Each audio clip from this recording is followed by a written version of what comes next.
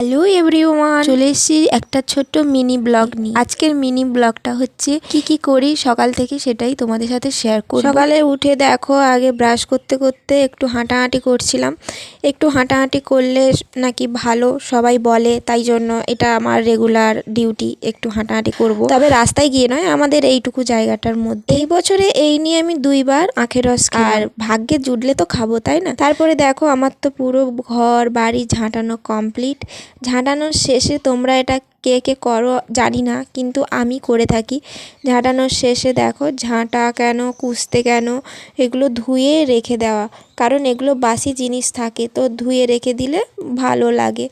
তারপরে এদিকে কিছু ড্রাই ফ্রুটস নিয়ে বসে গেছি।